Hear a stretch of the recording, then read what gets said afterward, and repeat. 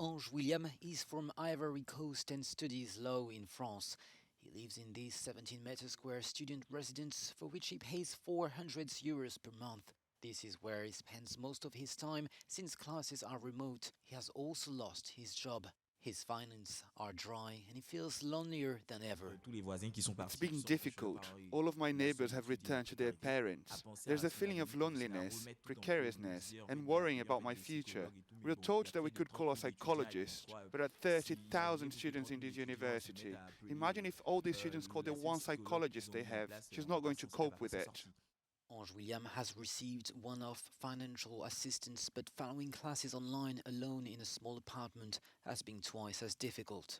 They would put classes online. Some teachers would give explanations, others would not. We had to work it out. I felt there has been an important drop in my level of motivation. According to a study, a third of the students say they have been suffering psychological distress under lockdown. 2 suicide attempts in the space of a week in Lyon have raised concerns. Students decided to take to the streets to denounce an insecurity that COVID has only amplified. Others are trying to help. On this campus, this group of students manages the Solidarity grocery shop, which enables hundreds of hard-up students to buy food 10 times cheaper. Demand rose sharply in the autumn. It's certain that without this system, shopping would ruin us. Now it allows us to put some money aside for a few projects. Demand for psychological support has also risen. In this psychiatric hospital, more and more students suffering psychological distress called the special unit. Healthcare professionals help them to get a medical solution, but sometimes the situation requires a quick intervention.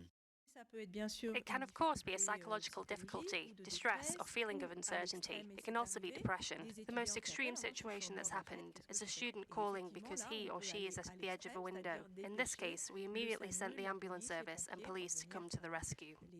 But not all students make the call. So on this campus, nurses go directly to knock on their doors to ask them if they're all right. But these schemes don't exist everywhere. France has an average of 1 psychologist per 30,000 students, much lower than in Canada, Ireland, or Austria, for example. President Emmanuel Macron announced a return to universities 1 day a week, but he has warned that a complete back to normal won't be possible during the second term.